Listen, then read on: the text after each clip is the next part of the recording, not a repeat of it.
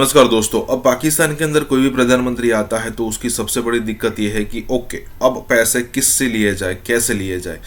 अब ज़रा देखने वाली बात यहाँ पर यह है कि पाकिस्तान, जो कि अरब कंट्रीज़ का लाडला एक समय पर हुआ करता था, और वो भी इसीलिए क्योंकि पाकिस्तान के पास एक अच्छी खासी बड़ी आर्मी है। ठीक है। तो उससे पाकिस्तान को एक एज मिल जाती थी, ऊपर से न्यूक्लियर पावर भी था, तो अभी भी है, तो उससे एक एज मिल जाती थी। तो कई सारे अरब कंट्रीज जो खुद की आर्मी डेवलप नहीं कर सकते, क्योंकि बड़ी आर्मी अगर उन्होंने कर ली तो कू हो जाएगा, तो वो छोटी आर्मी रखते थे, तो कई बार भाड़े के टट्टू वो मंगवा देते। और पाकिस्तान की एक रिस्पेक्ट हुआ करती थी कि भी पाकिस्तान अगर 500 मिलियन, 1 बिलियन, 2 बिलियन मांग लिया करता था तो उनको मिल जाया करते थे। लेकिन आज जो सिचुएशन है वो एकदम विपरीत हो चुकी है। पाकिस्तान को उस हिसाब से पैसे मिलते नहीं है, वापस भेज दिया जाता है। ज़रा सोचिए उसके प्रधानमंत्री को, मतलब उस कंट्री का सबसे बड़ा लीडर, सबसे बड़ा जो रिप्रेजेंटेटिव, उसको वापस भेज दिया जाता है। ज़रा सोचिए कितने बुरे हालात हो चुके हैं पाकिस्तान के। इसी के साथ ये वीडियो शुरू करते हैं। पाकिस्तान की हुकूमत ये सोचना शुरू कर देती है कि अब हमने पैसे किससे लेने हैं। क्या हम इतने मतलब अखलाकी तौर पे हम इतने गिर गए हैं। सऊदी अरब का रवैया जो है वो काफी इंसल्टिंग किस्म का हो गया था, जो उन्होंने लोन वगैरह दिया 2-3 बिलियंस।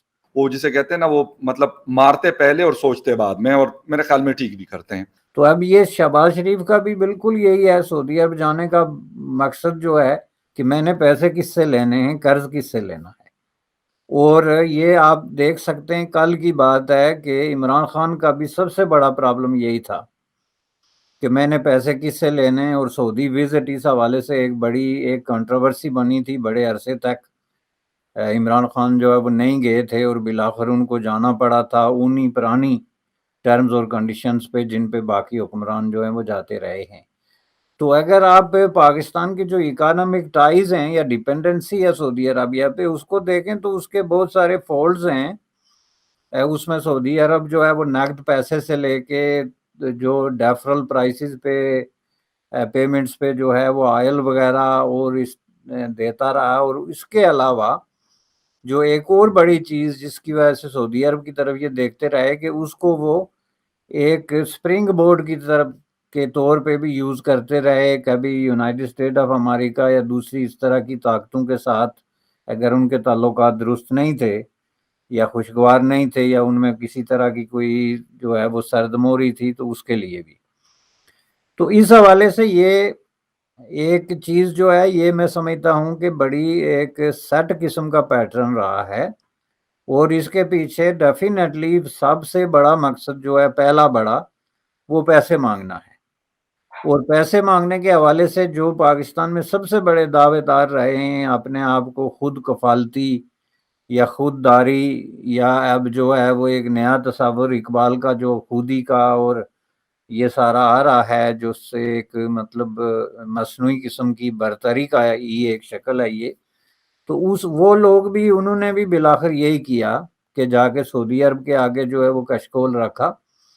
लेकिन इमरान खान ने यही कौम बनाई है, इमरान खान ने यही लोग जमा किए हैं अपने इर्द गिर्द और उनको यही सिखाया गया है।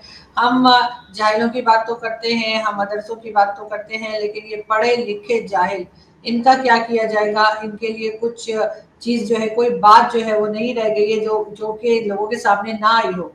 और इमरान खान साहब ने इसी किस्म का यूथ जो है वो अपना शामिल किया है अपनी पार्टी में और अपने लोगों को यही सिखाया है। यूथ में इसलिए कह रही हूँ कि वो हमेशा कहते रहे कि जी ये नौजवानों की जमात है। यानी जिस तरीके से आप अपने पूरे जो है वो भानुमती का कुंभा लेके तो आप जाते हैं वहाँ पे जो उम्रा करने के लिए, ये इबादत से ज़्यादा एक डिस्प्ले है। और ये मैं समझता हूँ कि पाकिस्तान के गरीब लोगों के साथ एक बहुत बड़ा मजाक है कि आप जो है वो हुकूमत में, ये बात नहीं कि आप अपने पैसे खर्च करते हैं या नहीं, आप इलेक्ट हुए हैं तो आप पाकिस्तान के अवाम के जो है एक तरीके से खादम हैं, जैसा कि शहबाज शरीफ कहता है। और आप अगर टाइम भी निकालते हैं किसी तरीके से, कोई भी जो है वो रिसोर्सेज रियासत के किसी हवाले से भी यूज़ करते हैं और आप अपने ज़ाती मकसद के लिए, और खुदा को खुश करना इंसान का ज़ाती मकसद है, आप खुदा को खुश करते हैं या नाराज़, ये आपका बहुत ही ज़ाती किस्म का फ़ेल है। और इसको एक पूरा कौमी فیل بنا دینا اور پوری الیکٹڈ کیبنٹ اور اس کے سارے جو ہے وہ لوگ جو ہیں وہ اس میں شامل ہو جائیں، تو میں یہ سمجھتا ہوں کہ یہ بہت ہی اننیسیسری قسم کا ڈسپلے آف ریلیجن ہے، اور یہ اس کے بہت ہی جو ہے وہ غلط قسم کے نفسیاتی اثرات عوام پہ پڑتے ہیں، اور عوام یہ دیکھتے ہیں کہ ہم غریب لوگوں کے ووٹ سے یہ لوگ الیکٹ ہو کے تو فل فور جو ہے وہ عمرے اور حج اور اس طرح کے جو ہے وہ کاموں پہ نکل جاتے ہیں۔ تو میں سمجھتا ہوں کہ یہ بڑی انفارچونیٹ بات ہے جس کا بہرحال جو ہے اس پہ سوچا جانا چاہیے۔ بالکل ٹھیک کہہ رہے ہیں سر، سوچا جانا چاہیے۔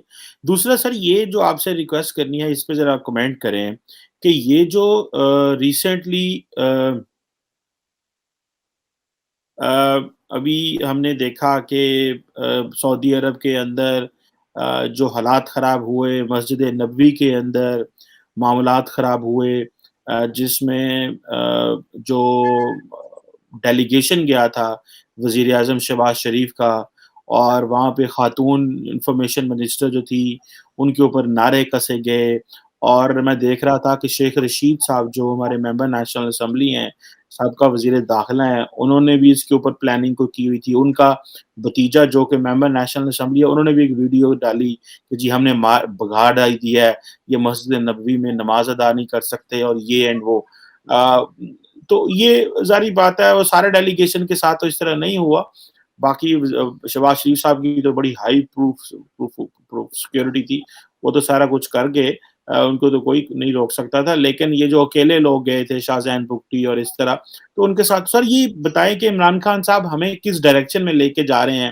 ادھر ٹرکی میں سر پاکستانیوں نے پروٹیسٹ کیے اور ان کو وہاں سے نکالا گیا، اور ان کے اوپر سنا FIR، وہاں پہ پولیس ان کو پکڑ کے لے گئی، وہ اسٹوڈنٹ تھے۔ تو یہ پوری دنیا میں جو عمران خان صاحب نے یہ ہلچل مچا دی ہے، تو یہ لوگ کہتے ہیں عمران خان صاحب کے اپنے بچے بھلے ڈیورس والی شادی ہے، ڈیورس ہو چکی ہے، لیکن اپنے بچے تو لنڈن میں ہیں، بچے تو انہی کے ہیں نا، وہ کون سا انہوں نے چھوڑ دی ہیں، ان کو لنڈن میں بٹھایا ہوا ہے، عوام جو ہے اس کو ذلیل کر رہے ہیں، ان کا پاکستان میں ہے ہی کچھ نہیں ہے۔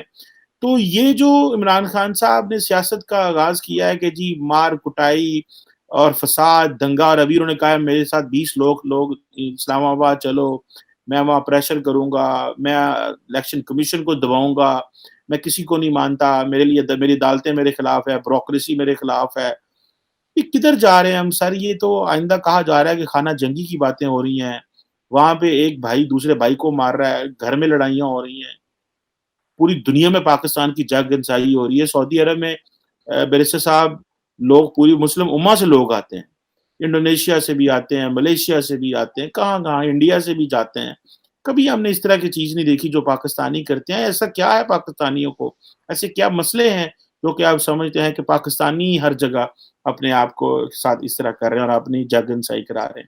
سر دیکھیں جی، اس میں ایک تو بڑا مسئلہ یہ ہے کہ پاکستان میں جو ڈیموکریسی ہے نا، اس کو مس انڈرسٹینڈ کیا جا رہا ہے، اور چونکہ بیشتر جو پیریڈ آف ہسٹری ہے اس میں پاکستان میں چونکہ ملیٹری ڈکٹیٹرز رہے ہیں، تو اسی کے بطن سے جو آگے ڈیموکریسی نے جو سٹارٹ لیا ہے، اس میں ابھی تک لوگوں نے واضح طور پہ وہ لکیر نہیں کھینچی ہے کہ جمہوریت اور آمریت میں کیا فرق ہوتا ہے۔ پاکستان میں جمہوریت کو بھی آمرانہ طریقے سے اور آمرانہ رویوں کے زیر اثر چلایا جاتا ہے۔ جمہوریت کا جو اپنا ایک کلچر ہوتا ہے اس کو سمجھا ہی نہیں جا رہا، اور اسپیشلی لیڈرشپ جو ہے وہ اس کو بہت ہی گراسلی وائلیٹ کر رہی ہے۔ جو ابھی آپ نے مثال دی خصوصاً اس کیس میں، دیکھیں جمہوریت جو ہے ایک پورا سلسلہ عمل ہوتا ہے، اور جب تک اس کے بنیادی لوازمات، بنیادی شرائط جو ہیں وہ آپ پوری نہیں کرتے، اور آپ یہ سمجھتے ہیں کہ صرف ووٹ کے زور پہ یا مجمع اکٹھا کرنے کے زور پہ جو ہے آپ کی مرضی یا آپ کے احکامات یا آپ کی خواہشات پہ سارے لوگ عمل کریں، تو وہی اصل میں آمریت کی ایک بدترین شکل ہے۔ فاشزم اس کو اسی لیے کہتے ہیں۔ اس میں اگر صرف الیکٹ ہونے کی بات ہے تو ہٹلر بھی الیکٹ ہو گیا تھا، اور فاشزم کے جتنے بانی اور یہ بڑے بڑے اس کے جو لیڈر ہیں وہ سارے الیکٹڈ تھے، اس طریقے سے دیکھا جائے ایک کنٹرولڈ قسم کی ڈیموکریسی کے اندر۔ تو اس میں جو ہے وہ بنیادی بات یہ ہے کہ پاکستان میں جو کلچر ایگزسٹ کر رہا ہے وہ غیر جمہوری ہے، لیکن وہاں پہ 5 سال بعد یا 4 سال بعد ووٹ کرانے کو لوگ جمہوریت سمجھ بیٹھے ہیں، جس کے نتیجے میں اب موجودہ صورتحال میں اب آپ دیکھیں کہ اگر آپ کے پاس 10 لاکھ آدمی آپ جمع کر سکتے ہیں تو اس کا مطلب یہ ہے کہ آپ ملک کی پارلیمنٹ، ملک کے جو ادارے ہیں، ملک کی عدالتیں ہیں، یا کوئی بھی جو آپ کا انسٹیٹیوشن ہے جو ایک ڈیموکریٹک پروسیس کو کیری آن کرنے کے لیے مختلف ملکوں، جمہوری ملکوں میں ہوتے ہیں، تو آپ اس کو بائی پاس کرتے ہیں، چونکہ آپ کے پاس جی اتنی کیپیسٹی ہے کہ آپ اتنے لاکھ لوگ جمع کر سکتے ہیں۔ تو اس کا مطلب یہ ہے کہ کل کوئی دوسرا آ جاتا ہے، خواہ اس کے نظریات، خیالات اور اورینٹیشن کتنی خطرناک کیوں نہ ہو، وہ آپ سے 15 لاکھ آدمی جمع کر لیتا ہے، تو اس کا مطلب ہے آپ کی چھٹی ہے۔ یہ ایک ایسی روایت ہے جس کو دوسرے الفاظ میں اور سادہ زبان میں یہ گنڈا گردی کی ایک شکل ہے۔ گنڈا جو ہے وہ کیا کرتا ہے الٹیمیٹلی، کہ وہ یہ کرتا ہے نا کہ میرے پاس زیادہ طاقت ہے، میں زیادہ بڑا چاقو مار سکتا ہوں یا گولی چلا سکتا ہوں، تو اس لیے لوگ میری بات سنیں۔ اس میں وہ ظاہر ہے دلیل کے بجائے یا کسی پروسیس کو فالو کرنے کے بجائے اپنا ایک طرز عمل جو ہے وہ لوگوں پہ مسلط کرتا ہے۔